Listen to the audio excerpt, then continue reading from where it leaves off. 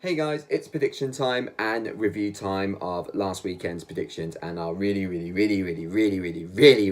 frustrating accumulator. We were so close. We were so close again, and I'll show you all in a bit how close we were. So starting off with last weekend's predictions, as you can see, we managed to get 1 out of 10 with our perfect scores. Thank you very much, Cardiff. And with the correct results, we got our usual 6 out of 10, which seems to be a popular prediction score we get with the correct results anyway. So not too bad, but could always do much better. Just to quickly go over some of the results. Obviously, Brighton's defeat away to Burnley, a disappointing 1-0 defeat. Was always going to be a bit of a tough ask. It's just one of those tough away days. You know, sometimes we can cause problems, sometimes we just, we haven't got anything to respond by. We did miss a pretty good chance during the game, but when you miss chances like that, Likeda, you're just going to struggle from then on, really. So incredibly frustrating, but hey, that's how it goes. Sometimes we move on to a nice, easy game, Chelsea. Nuts. Just to quickly mention, obviously you had the the Chelsea versus Manchester City game over the weekend. It was always a big game, always a popular game. However, it was spoiled by some stupid grown men who can't control themselves and feel it necessary to shout abuse at a black footballer. For me, it's a bit of common sense, really. No grown man should be shouting at any abuse at any footballer, regardless of what situation or position or where they are and who they are. It's just completely unnecessary and completely unacceptable. And, it's one of those. If your child was next to you and heard you shouting that abuse, do you think you would want them doing the same? Because they're going to see that and they're going to get influenced by that and think, oh, okay, well, that's okay. If, they can do it, so can I. And the whole cycle's just going to repeat itself when they're grown men shouting abuse at footballers. It's just completely unacceptable, and some people need to realise they need to grow up and just, respect the game a bit more. You're allowed to support your team, you're allowed to be passionate, there's no harm in that whatsoever. But when it comes to shouting abuse, it's just ridiculous now, absolutely ridiculous.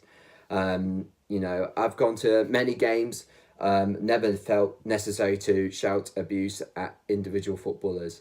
It's just, there's no need. I'm there to support my team and watch a good game of football. That's all I need to do, really. I don't need to shout abuse. It's just not my character. And those men should be ashamed of themselves and should be embarrassed, regardless of what was said or what wasn't said or whatever story they want to cover up and what BS they want to use. It's just embarrassing. That's the worst thing about it. They need to take a good look in the mirror and realise, is this how I want to conduct myself as a grown man? It's embarrassing. And, another thing, don't go with like the peer pressure of, oh, it's normal, oh, it's what everyone does. No, be your own self. If you don't want to shout abuse at individuals or teams, then don't do it. Don't go with the crowd. They should be, they're an absolute disgrace and they should be all ashamed of themselves. Hopefully they get what's coming to them. They shouldn't be allowed in any football stadium ever again, as long as I'm concerned. The only way you're going to hammer this down is, tougher punishments and stick by them. None of this slap on the wrist, don't do it again, see you next week, bring your money. It's, no, you're banned, that's it. We won't tolerate it, because then you'll see less and less, racist abuse or homophobic abuse or any kind of abuse for that fact.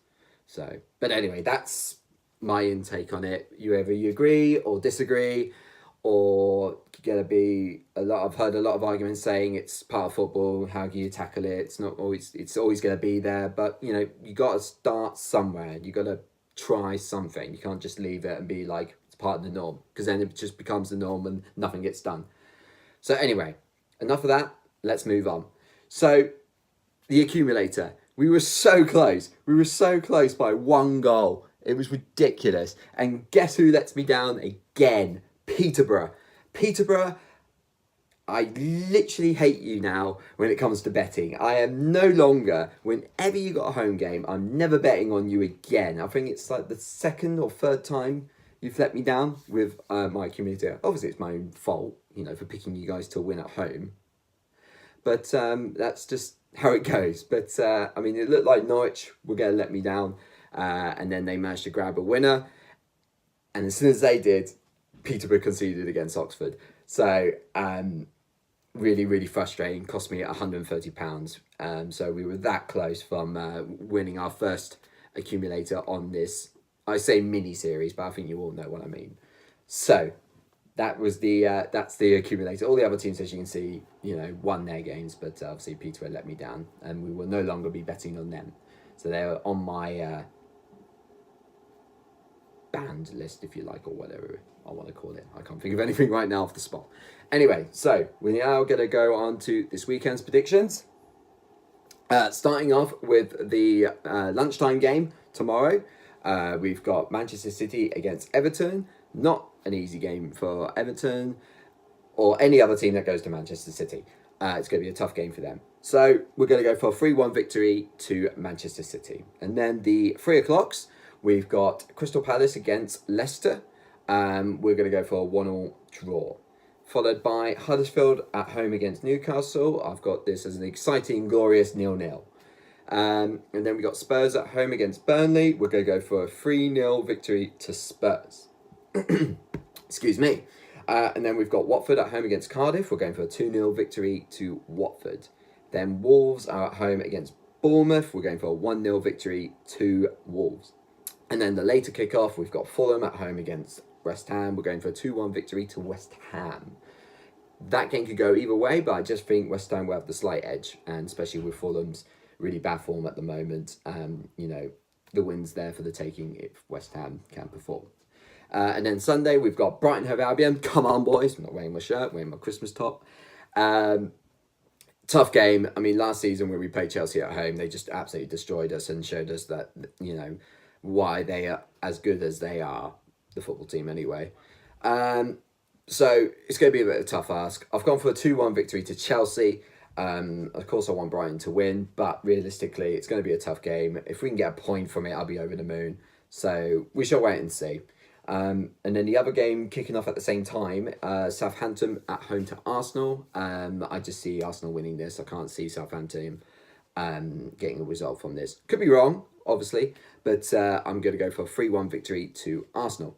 And then the big game of the weekend, Liverpool at home to Manchester United. And as you can see there, we've gone for a 3-0 victory to Liverpool. I just think Liverpool are the much better team at the moment, much more better as a squad, much more better management at the moment, and confidence-wise, they're just on another level.